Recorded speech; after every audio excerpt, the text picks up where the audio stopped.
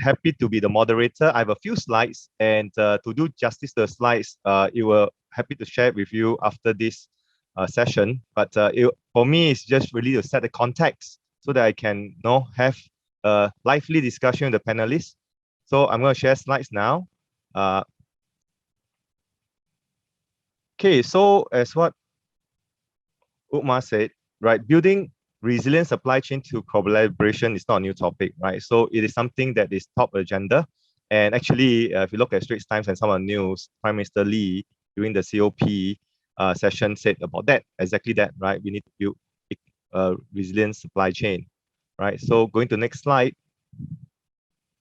Okay, so why is resilient supply chain so important, right? So it's very simple, right? It has always been important for us in supply chain practice to make sure supply chain is resilient. But because of all the short-term disruption and long-term disruption that we've been facing, I would say supply chain is no longer just a back office, how to make the chain work seamlessly behind the scenes, but also a boardroom discussion. And now a lot of the people, actually even my daughters knows about that because it's a trending news topic, right? So everyone knows that we have to have resilient supply chain.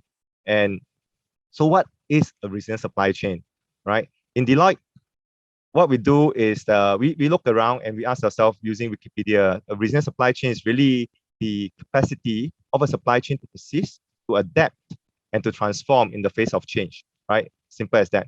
But to get it going, I'm sure when I speak to the panelists, they will tell you all the challenges and all the innovation that's being done in the ecosystem to make this a reality, which is very exciting for us, right? So for us to have a resilient supply chain is really 4 pillars. To have the visibility, the flexibility, the collaboration, and control. Underlining that is really to have a highly configurable, agile supply chain that should be digitized. Because in today's world, it's not just about physical supply chain we're dealing with, but it's the data that we are dealing with that allows us to be even better in managing the supply chain, be more resilient. And how so, right? So let me just explain, right? Most of us who started supply chain maybe 10, 20, 30 years ago, right? A quick introduction for you of myself. I've been in the industry since 94. I've been doing a lot of supply chain systems. So a traditional supply chain is very intuitive to me. So I've spent a lot of my time implementing planning system, shipping system, transportation system for our clients in this, simplest core model, what we call a traditional supply chain. What has been happening recently is really with the advent of cloud, with cloud computing and with data, with 4G, 5G, with all the IoT sensors, we are now able to have a digital core to allow us to digitally connect our supply chain to the network. So rather than waiting for the linear supply chain of the past, we can actually make decisions in synchronization of the data we're getting. We have things like demand sensing. Instead of just demand forecasting, demand planning, we have demand sensing, right? We actually know what's happening in the point of sales, and looking at the social media trending, we can actually sense the demand to adjust our planning, adjust our supply chain, right? So this is one step that we see, digitizing our supply chain, that is very prevalent in the marketplace now. And the next thing we see is ecosystem, right? How do we work together? Because my digital supply chain, if it doesn't talk to your digital supply chain, it's not a lot of value.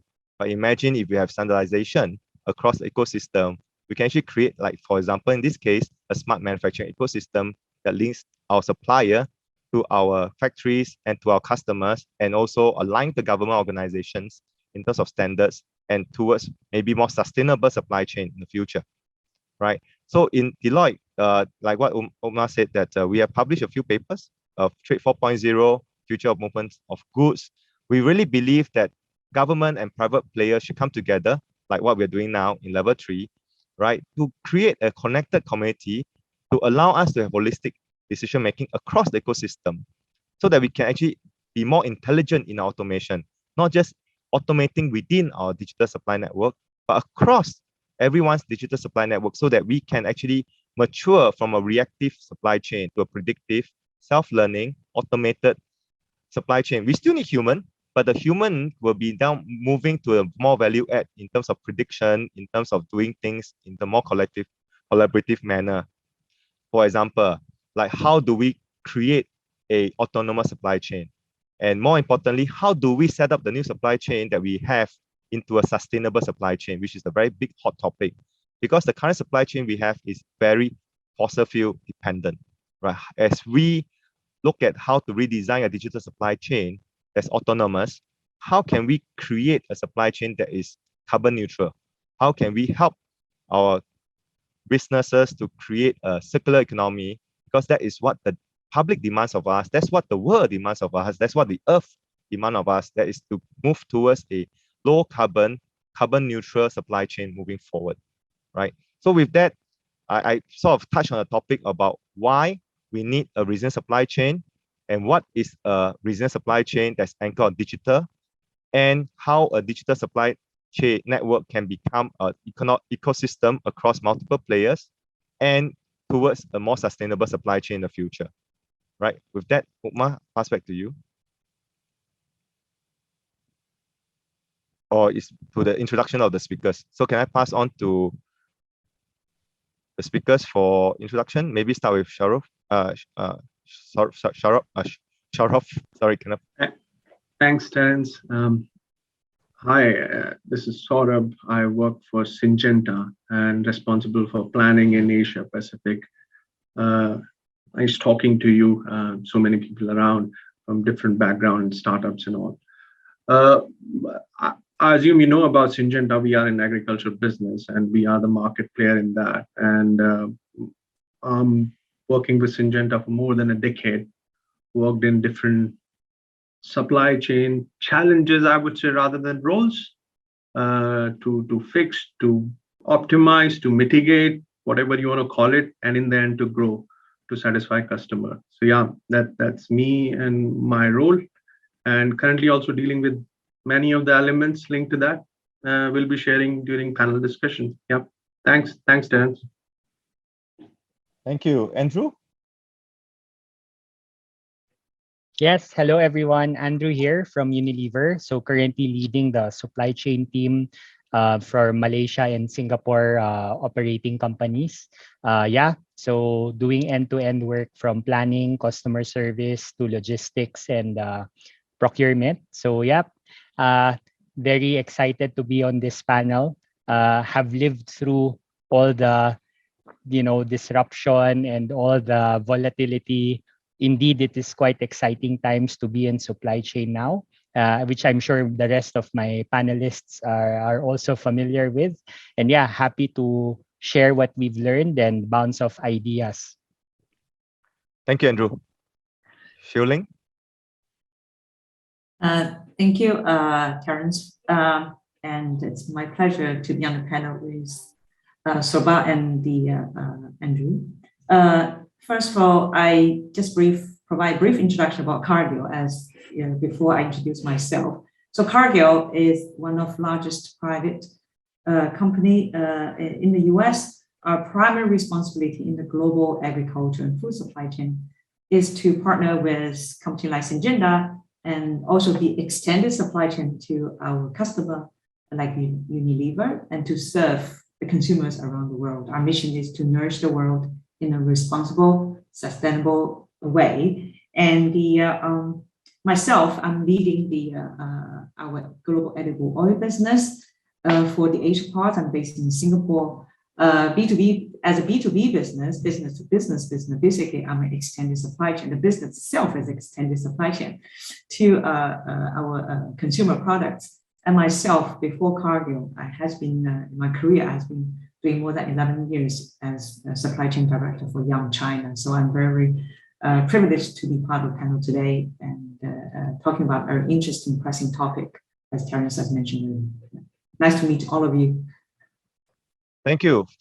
I mean, it's fantastic to have a very prestigious panelists that have all these years of experience from very, very well-known companies, right? Like Syngenta, like Cargill, and of course, Unilever.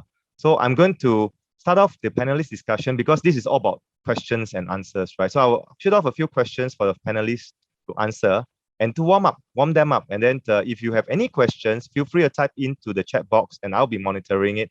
I will bring up any of these questions when I think it's relevant as it flows, right? As to remind everyone, the topic today is really resilient supply chain. As what Andrew said, how has he survived, the turbulence 2-3 years. I think it's still going to be very, very challenging in the next coming 2-3 years as well. So the first question is really, how have your supply chain been disrupted, and what have you been doing to address it, to respond to it, to recover from it, and to strive to it? So maybe start off, Andrew, don't mind? Yep. Thanks, Terence. So I think speaking for Unilever, being a consumer goods company, definitely the disruptions have really been brought about by COVID and the resulting impact to the wider network and the wider, you could even say, the global supply chain.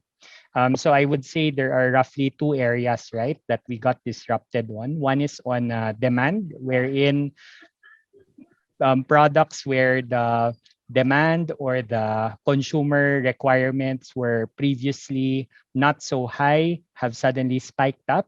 So case in point, sanitizers, hand wash, ice cream to be eaten at home. All these suddenly we have seen demand grow, 2x, 3x, or even 10x over a very short period of time.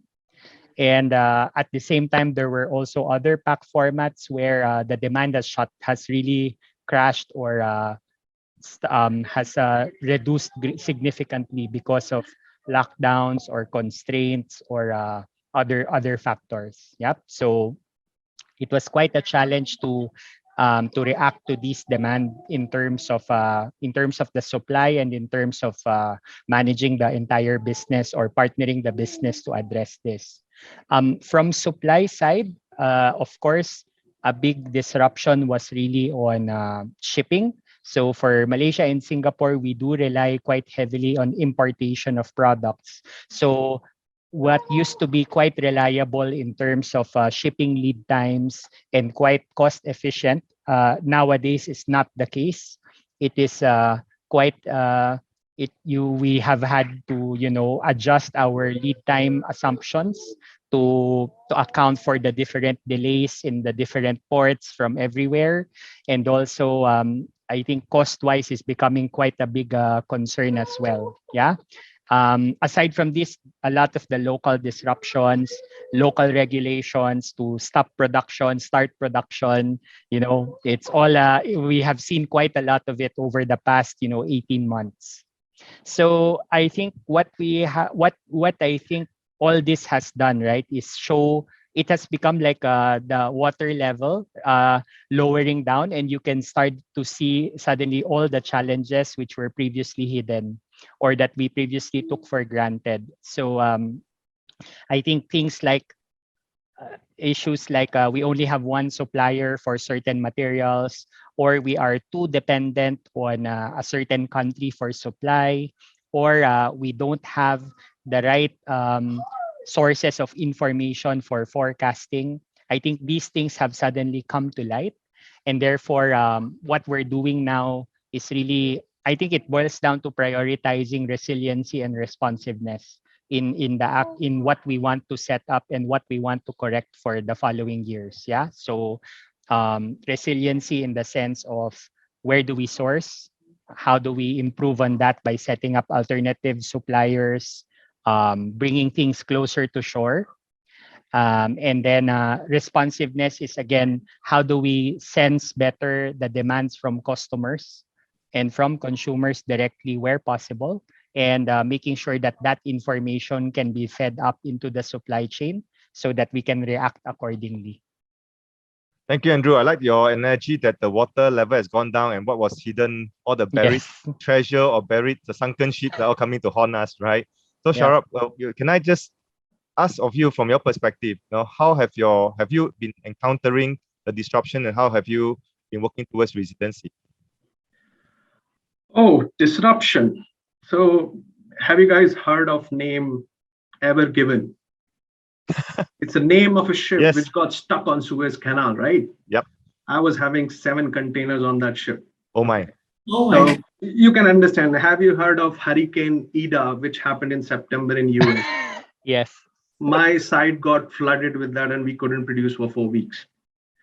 Have you heard of China double control policy, which is going on right now on energy consumption? Yeah. Yep. 40% of the suppliers are struggling with that. So yeah, disruption, you name it, we have it. And the industry we work in, it's a very highly regulated industry because it's a like pharmaceutical industry for human being. It's for the plants, right? So it's not like I don't have one supplier, I can switch to the next one. It takes 3 to 5 years to register a product, and you cannot switch. So the flexibility in the supply chain is very limited. And when you have logistics disruption to hurricane to plant to shut down because there was 3 COVID cases and there is a government lockdown that is going on. So you can imagine the kind of disruption we have. That's on the supply side, which we have faced in last 1.5 years, and the regulatory framework, commodity prices, all those things impact us anyways. And from the demand side, if I bring in, we are dependent on weather. And who in the world can tell me is tomorrow going to rain or not? Okay, so you could imagine what kind of demand variability we are leading with. And when it's going to rain, I need a product on the ground. Otherwise, my crop will struggle, my farmer will struggle. So how do I make sure in this supply disruption, I predict the right demand and bring the product at the right time, at the right place in the ideal supply chain world? We couldn't make it happen in last 3 or 4 years because of various reasons that are going on. It can be political, regulatory, government, COVID, logistics, there are no ships. Even we are competing with the air freight because the medicines and the ART tests are being air freighted and we don't have space over there. And if you know or you don't know, 70% of the air freight cargo are actually goes via the passenger ships. And we don't have passengers, so there are no passengers flights going on. So all disruptions are there. So how we mitigated it? Can I do the magic and bring the product? No, I can't do it. We run with the philosophy, when you can't or don't move the product, try to move people, but in today's COVID world, you can't even move the people. Then move the information, because product satisfy the customer, but information gives the indication to the customer. Imagine a world when disruption happens, in next 2 hours, my customer knows that this is happening. So the mitigation scope, the risk mitigation scope increase. I am mitigating, even my customer is also mitigating, farmer is also thinking of backup plan. And if he's seeing a bigger risk on that, and imagine a world where I have a financial solution available to cover my risk on the crop or an alternate product available. So all those things look in the future, but how we have dealt it with today, make the information visible with the cross collaboration. It can be via people, it can be via system, it can be via connection and network. And it's not within industry. It's external players also, the government, the organization, the people who are working in the ground. So the close connection, yes, part of digital framework, but we move the information forward if we can't move the product. And that actually helped, because in some of the cases, you will not be able to move the product. And at that time, your digital ecosystem, your connection, your network, internal, external, actually plays a critical role. And we have lived it and living it. I had a call in the morning on China double control, and I was talking to my suppliers, what are they going to do? And feeding the information to my marketing colleagues, communicate to the customers tomorrow. This is happening today. So that's how we have dealt with it from my side. Fantastic, Shaurav. This is a fantastic example of what we meant that if the supply chain is disrupted, we have to look at digital, look at information to really manage it, because end of the day, things still have to go on, right? And we got to get everybody connected beyond just ourselves, but the ecosystem as well. That in a way answer somehow the question we have, what is the role of analytics in building a resilient supply chain? We can cover that later, right? And Xiaoling, I can see that we've been talking about supply case. What about demand side? Any views from a demand side in terms of disruption and what Cargill is doing about it? Well, indeed, we are, if you look at the overall agri-food supply chain, if like customer in Unilever, as Andrew mentioned, right? So when they face this kind of challenge, absolutely will impact us. And from agriculture side of the reactions, typically the crop need to be planted, a crop cycle. which is last year, right? So then you can see the resilience, how to build into resilience. That's a fantastic question. When the demand change, how we react. So first with the demand change, I like the way you said earlier, right? That demand sensing. Demand sensing, clearly, we are not at the desired stage. But then as a business, I'm exporting to more than 55 countries around the world. Imagine what kind of information will flow into our decision system, into how to adapt to the change. And I think the key point, I would say, is communication of necessary information or data, and then the trust behind those communications is extremely important. What kind of a data we talk about? One is on the demand side. Second, you probably all know that the commodity price in the last year also have changed significantly, right? To support our customer business in terms of financial information, the credit terms, and also including in terms of facility all these kind of transactions means that we need to increase our trust level to our customers, gives them a longer term, because your supply chain is responding much slower than before, means you in your term, probably all the inventory in transit has increased significantly, right? That means you require credit to support that.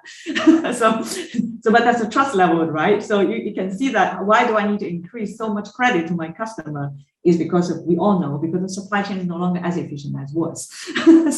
And also on top of that is the commodity price change. So that is one factor. I just want to add a few elements, which earlier the two panelists has mentioned. So that one is, I think, is very, very important in terms of the trust behind the information, and also what are the other data elements that we need to consider to make sure that happens. Second, I want to emphasize on the demand change and also the weather forecast, which I have a part of my business in Australia is from a seed to the products. And typically in the past, our Australia supply chain from a seed to the oil and the meal are supporting the whole regional demand, not to outside APAC because of the nature of Australia business.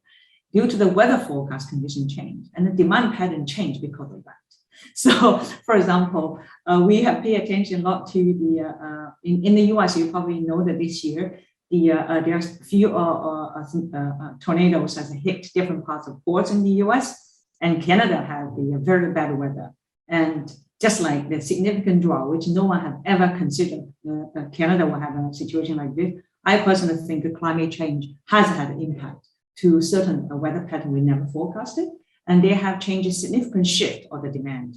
And then when you shift the demand like that for agriculture supply chain to feed the supply chain requirements into that part of the world, and the data flow will be required immediate to react because you have a crop year behind. So how are you going to adjust to that? That's a 12 months later or 12 months past decision, right? So how we adapt to that.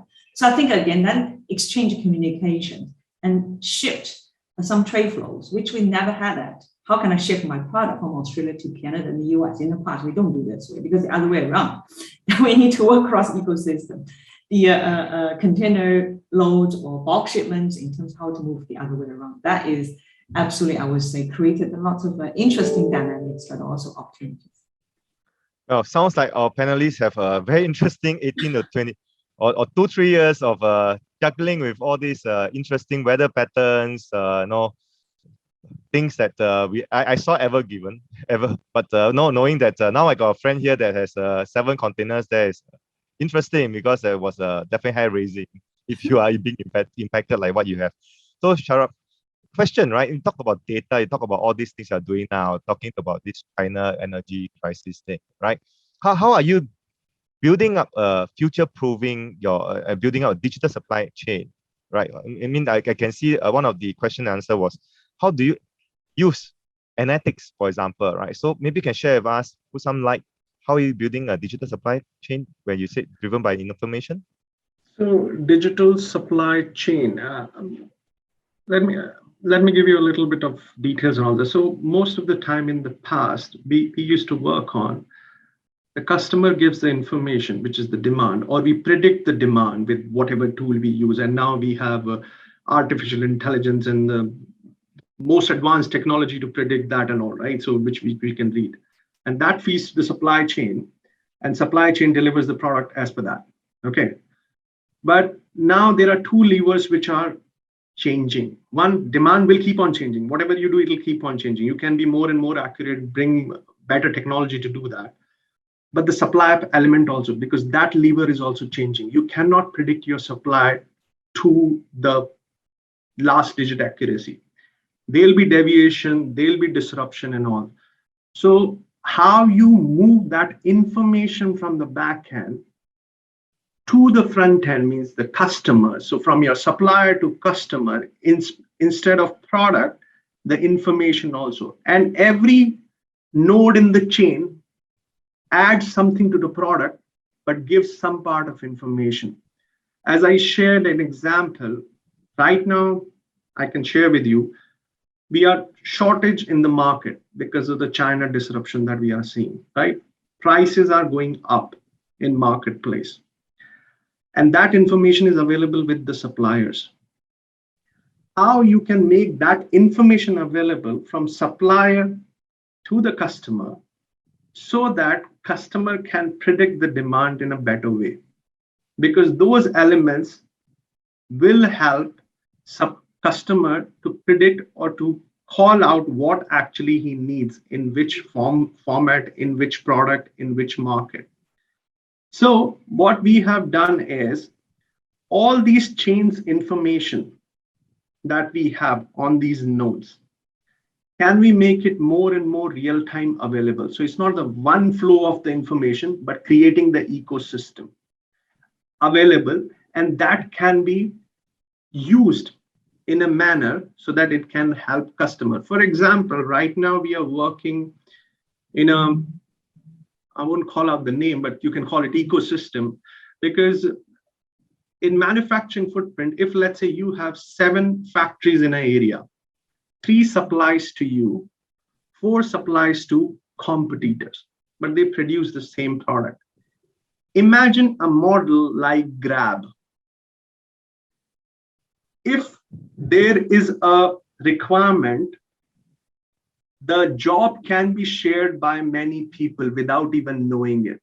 Okay, imagine a Comfort Delgro and Grab playing together in the back end.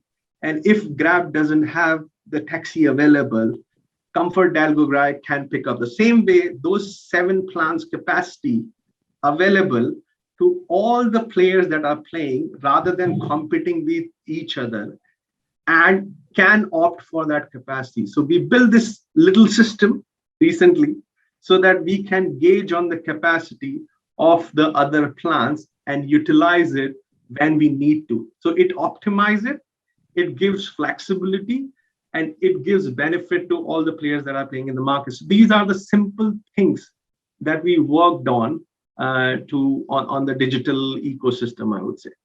Thank you. And I believe this sort of answered the questions in role of analytics. And Andrew, what about you? How are you using technology or digitizing the supply chain to better be resilient?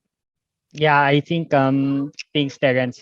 Very similar approaches to Saurabh. So I like the concept, or I think the way he described the concept of, if not the product being passed on, but it's the information that is now more important to pass on.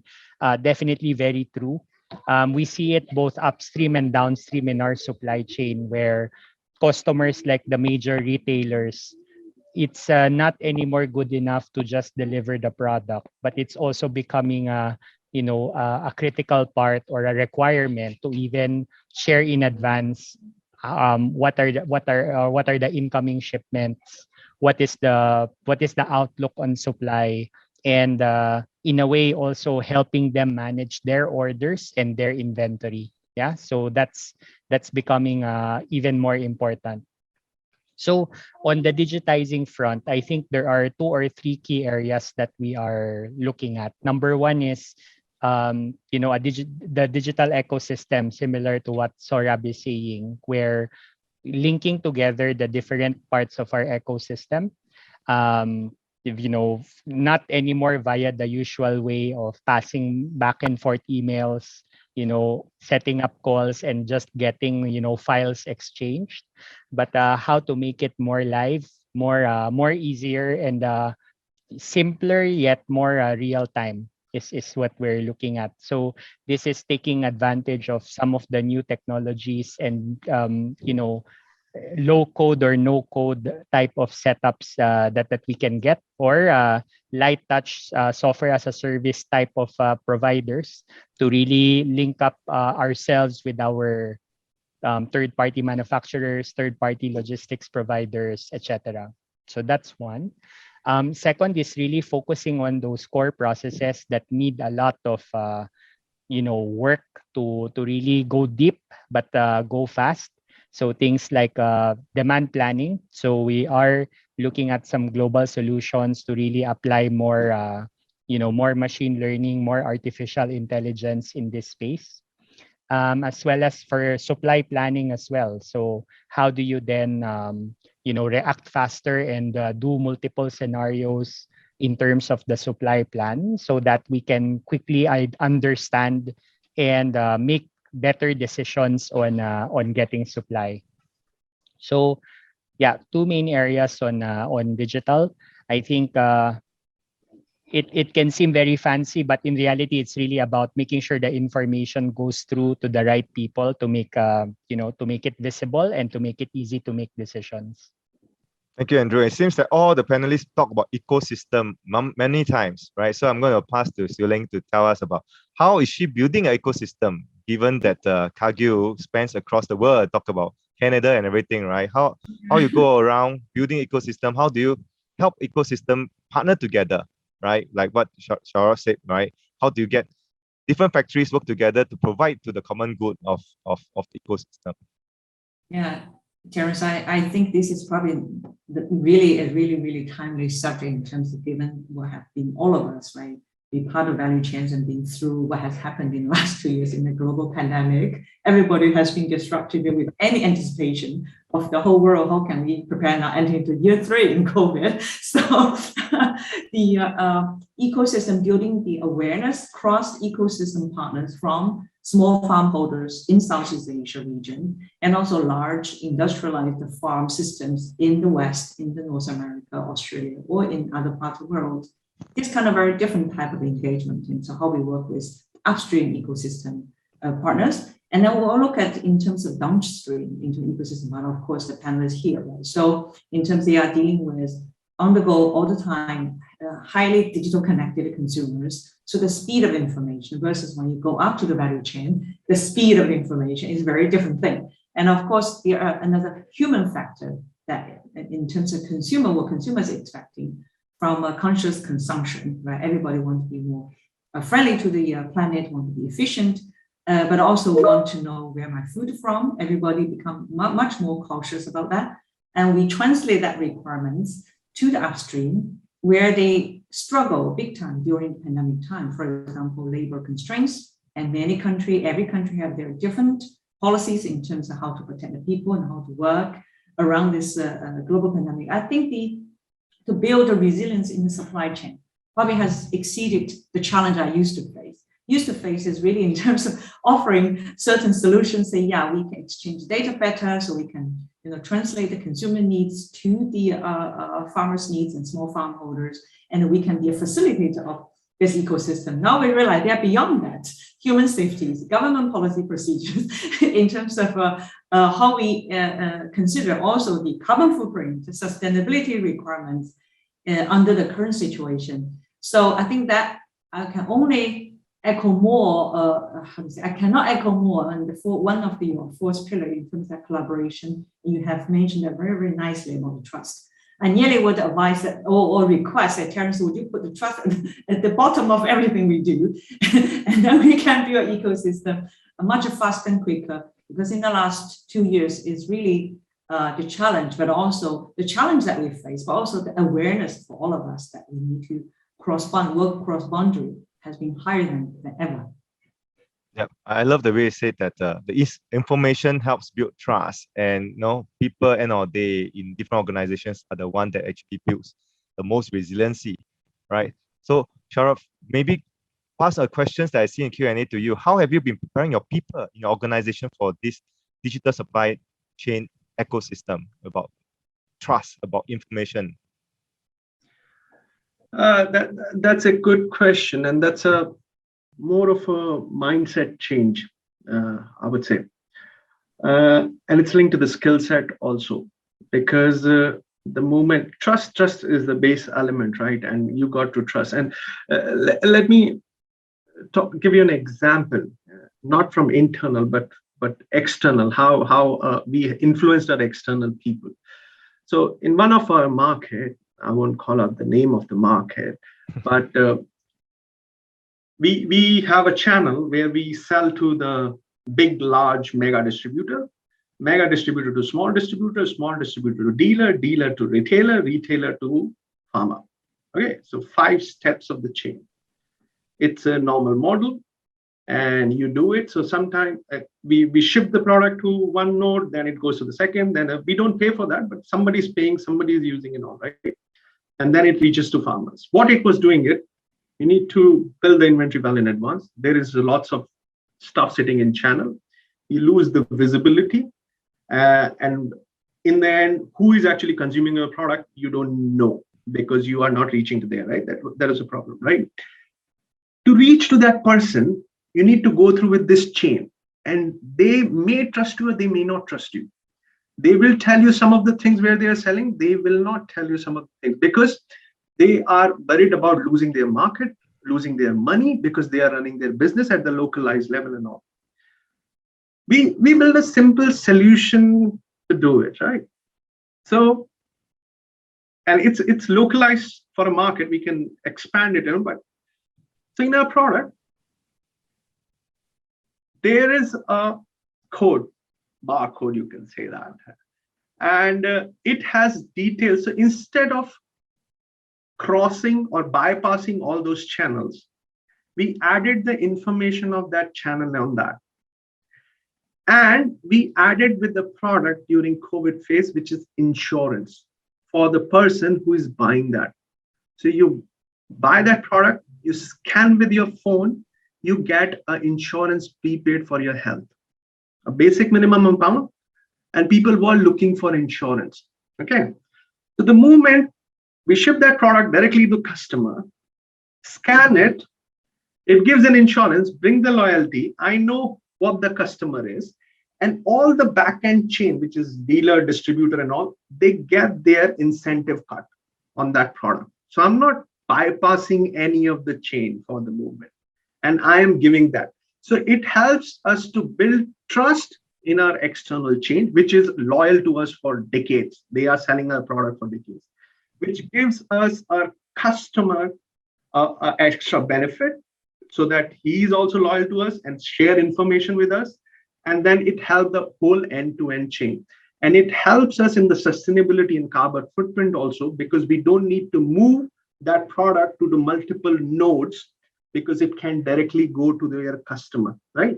So it has done in very small form, but to have a large potential to grow in other markets and other businesses. So just to share with you, and it's all based on trust and digital application that we have put in place, because all the chain trust on this solution and the application that works perfectly to make sure that everything is in place and everybody is getting benefit out of that. So just to share with you. No, fantastic. This is all very good sharing. and you touch on sustainability. Fantastic. I think that brings to my last question of the panelists, right? So sustainability is a big topic, and of course you always remember Unilever on sustainability, because your previous or current, right? No, previous put sustainability as one of key KPI for your organization. Andrew. Yep. Talk about sustainability. Yeah, sure. I mean, it still is top of mind for us in Unilever. It's embedded into our mission statement and our compass. So I think the main belief is really that, you know, by doing well for the environment and really prioritizing sustainability, it does not need to be a sort of a separate KPI, or it does not need to have a separate objective, but it also helps us to do good business by becoming more sustainable. So I think definitely the challenge now is balancing both, and also the intersection between sustainability and digital is actually quite interesting and quite frees up quite a lot of opportunities. Yeah. So I think one big area that these two complement each other is in terms of waste. So waste that we generate in our operations or waste that is happening, all the way up to the consumer end. So by tackling the waste through digital solutions or through information, setting up better tracking and monitoring, or making use of the available external information, then we can cut out the waste from the system and make it more sustainable, and at the same time also help with the cost, right? So it's a virtuous sort of cycle where you're cutting cost as well as cutting waste and making your network or your ecosystem more sustainable. I think another area is about how do you take those traditional models of let's say plastics, where it's really normally has been one use, and then you leave it up to the recycling partners to recover what they can, what is cost feasible, and the rest still go to, let's say, landfill or are treated by other means. How do we then expand that circle and make it really more viable for us to make more use of the recycled plastic, so that we can, because we do have commitments to get to high recycled plastic, high recycled usage in packaging materials over the next 5 to 10 years. So yep, these are the areas that I think while COVID has I wouldn't say disrupted, I think it has just made it a little bit more interesting. But I think the key areas to focus on, resilience, digitalization, and sustainability, just became more apparent and in a way more urgent. Thank you, Andrew. And I have a question from the audience. I will read out the questions. With all the disrupted supply chain, will it drive more decentralized manufacturing plants to be near the consumer market, smaller plants and with proximity to the consumers, rather than bigger plants serving a region? So Sharaf, you are the planner. Any thoughts on that? See, you cannot live in isolation, whether it's a big plant or small plant. You need to have right balance. You need to have big plants which can help you in the cost and in longer run give you more volume, but you need to have top of manufacturing facility available somewhere near to the customer, which will give you extra supply responsiveness and proximity to customer. So it will be balance of two, and it cannot be run on isolation. So as a company, can I have both kind of plants? No. I will be partnering with my competitor within industry, outside industry, depending on one raw material, what active I'm talking about. And then we got to share all. Then it brings the sustainability, it brings the flexibility, it brings the responsiveness. So you cannot work in isolation anymore. Forget about it. If you want to fight in the same ground, you got to share information and fight with the same weapons and all, but you are friends also in one of the cases. So that's how the industry moves nowadays. Yep, that's definitely a prime example of collaboration, right? We work as ecosystem, we collaborate, and that's where the sustainable future for our next generation is, right? So, Xiuling, there's these questions that are pretty long. If you don't mind, look at the chat. This is a question on, given the current state of global supply chain, will it cost a lot for supply chain to go fully digital autonomous? How will customer move? So this is more like a business question. And then, would there be a scenario whereby the first company to achieve resilient supply chain hold absolute advantage and subsequently monopolize the process via patents or phasing out their competition? What do you think? Many of our team, in fact, had a similar thinking, not from the monopoly, but more in terms of how expensive it will be to build a very digitalized supply chain, especially we operate globally. And surprisingly, you will see that is after, in fact, in the last 2 years during the pandemic, very much focused on how can we build a digital enable empowered supply chain to serve our customers and consumers more effectively. Surprisingly, you will see, in fact, the digitalized supply chain, if you really have an ERP system strategy in place, it may not cost you as much as you think. It is a mindset change. I think Sora has mentioned earlier. It is mindset change, right? So when you have the data, then you realize you can really optimize a lot of things. You never even know, because it's not visible to you. How do you know there's inefficiency, which Andrew mentioned about the waste, right? So because if you don't know, you're not aware, you don't know there's an opportunity. So I think with the little efforts that we put into, just depends on how you describe the full automation, or just say, let's provide more data visibility to each other, as this panel is currently, other panels here we're talking about, let's exchange more information, right? So indeed, there are different spectrum of what level of digitalization we're talking about, but I am a true believer that the supply chain, especially in the global supply chain network, we need to collaborate more. That means we must exchange information. So the digital enablement is become extremely important. Therefore, we can increase productivity, and also with the sustainable supply chain as an end game, all of us try to work towards that. That will increase more productivity from the same amount of resources input from the Mother Earth, right? So we can use more when we have the ability to collaborate across. So will that create a monopoly situation? I personally think it will not be at all, because ultimately no one can dominate a situation in the agri-food supply chain.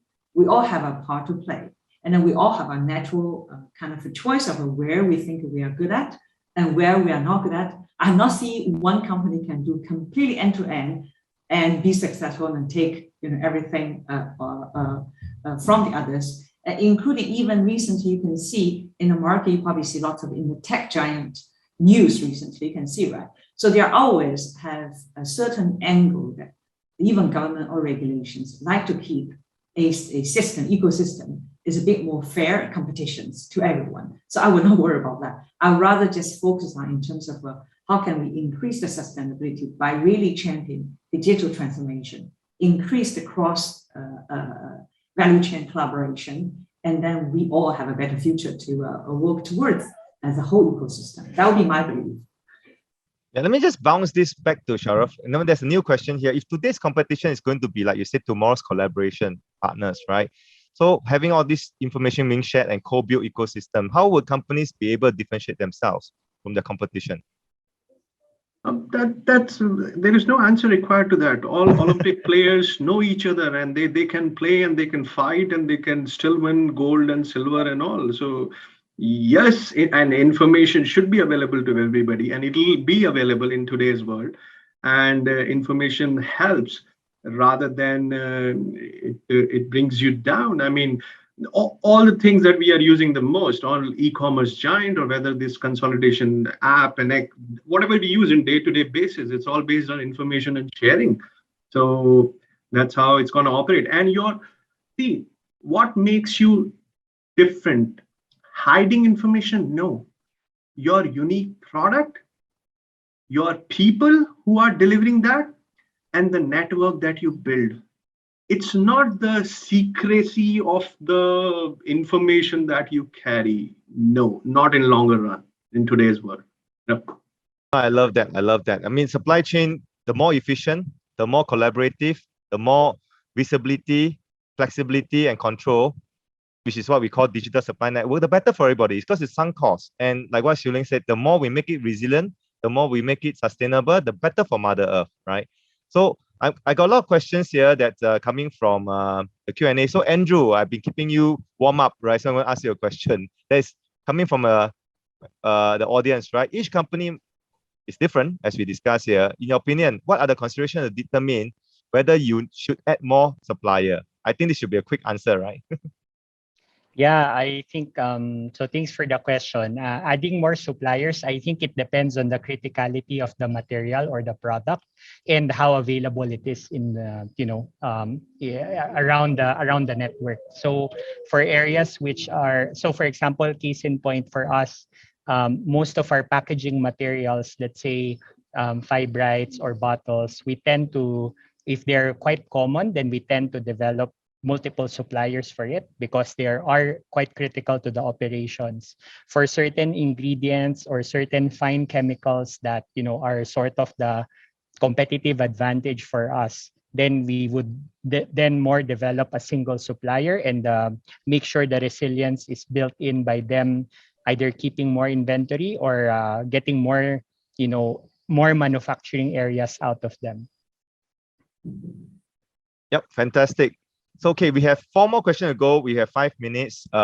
Let's see whether we can rapidly answer them. If not, I can hopefully wrap it up as well. So, supply chain transparency and visibility requires cross-border data sharing, right? How do you handle privacy and similar law requirements? Sharaf? you are the most vocal on information. So, how do you handle privacy? Which again, I hope you give a very quick answer. Yeah, for sure. The way our personal information is handled on Facebook, whichever way the privacy, the government framework and all are used, the way you keep it. And there are few things which will remain confidential. There are few things that you will share. So as I said, emphasize on product and people. That will remain confidential, the way you run, right? Rest of the things, the more you share, more you optimize, you more become sustainable. So you need to differentiate between information before sharing. And that's how you're going to deal with it. And that's what we do in our day-to-day life, also in social network and all those things that is going on. So it's the fantastic. Same. Yeah. Like you said earlier that you have this barcode or QR code that shares information that benefits everybody up and down the chain, right? But doesn't mean that you need to know who the person, I mean, of course you know, but the person up and down the chain may not know what the next thing, right? But they work together still. Yeah, fantastic. And then if the cost savings are not material and competitors have not implemented digitization, how should we educate clients? I think this is coming more from probably one of my colleagues. So Siu Ling, you want to answer that question? Yeah, I still need to reflect on that question a bit. Indeed, I think probably there are certain realities when you create more savings and sometimes your client wants to have a share of that savings by collaboration, right? So ultimately it is a relative, we'll be back to say the collaboration, some of the very good questions, right? So a value chain with or without data, you always need to work together to see whether you are creating more value. Is it the pie getting bigger? And then you can see your fair share, you're getting more share of the bigger pie. That will be my preference in terms of are we creating a bigger pie by collaborating together? So the savings or the productivities or the others that could be shared across, but without compromising in terms of who has more or who has less. So, but also I have practiced that in my own business. We have a fair agreement with some clients, especially when you do these kind of things, you need to have a clear conversation at the beginning. We all contribute into efforts. So we all need to have a share our own returns in the way how we contribute. And then we do something together. So far, I think with good partnership and trust behind, we were able to agree on those things. But that's why I always emphasize on the trust level. And then you can really try to achieve more, not just it is yours or mine. So therefore, I would say, yes, we need to have a bit more collaboration, but also need to be put up front in terms of are we creating a bigger pie for each other, and then we collaborate. And then that's not become, is yours or it will be mine. Then that become not a win-win situation. So that's actually that we my experience. Hope Terence answered that question. Oh, fantastic. So I know we have top of the hour, but I have this question. I know there's a lot of ecosystem startup players here. So Andrew, how would you give advice to the ecosystem startup players how to be involved in this resilient digitization and sustainability?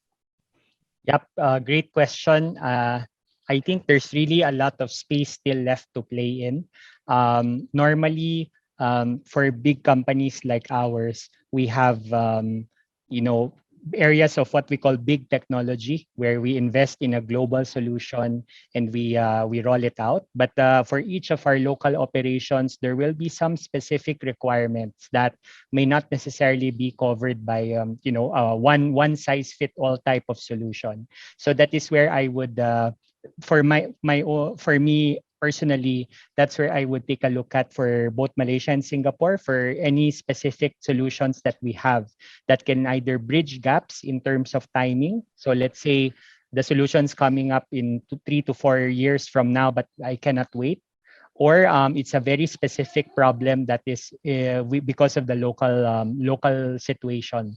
Then ideally, we would look to startups who may have the advantage and the solutions ready to co-develop it with us. Fantastic. So I would like to thank everybody for the joining us. And of course, the panelists. Thank you, Sharaf. Thank you, Sherling. Thank you, Andrew, for your valuable time. It's fantastic listening to you, especially your war stories and all the great effort you're doing to help us build the supply chain of future of being resilient, being sustainability based on information, based on data, based on trust, right? Not forgetting trust and being able to do things in a very logical way that it brings a ecosystem to life, helping us create even bigger value, because the competitive advantage is not based on the supply chain. Supply chain is a chain, right, that helps us do our business. But you can make the supply chain as resilient, as sustainable, as digital as possible, so you can share the information, share the trust. We can go about building our brand, building our product, building our people for the future, right? So with that, I will introduce the next topic, right? I hope you enjoyed today's session. The next topic will be coming on the 9th of November. And it's a new social contract for a digital world. And it's interesting, right? We talk about supply chain, we talk about people. So hopefully you can join us on how to build a more ethical, digital world with technology for the people and the planet. And let's build sustainability into everything we do, right? Uma, back to you. Thank you, everyone. What an amazing conversation. I'm sure we could have gone on for another hour. You would probably see all three of these panelists coming back to us, because we have so much more to learn and hear from your war stories, as Terence put it across. So thank you, everyone, for joining us this evening. And please do join us, like Andrew said, for our next conversation. And it is about how, when we're moving towards a more digital world, we do need to rewrite some of the policies, and the policies cannot be rewritten in silos just with government. We need to hear from each one of us. How are we using the consumer data? What are we doing with it? And how responsible are we with it? So on that note, thank you so much. And please do take the time to fill in the feedback form, which would be sent to you right after the session. And yes, there is a QR code. And I will take a second to thank my lovely team who does make all of this happen, which takes a lot of time and effort. So thank you ever so much, Azra, Eunice, and Tyra, and Pei-Ching. Everyone, have a lovely evening. And panelists, once again, thank you so much. Thank you, Terence. Bye-bye.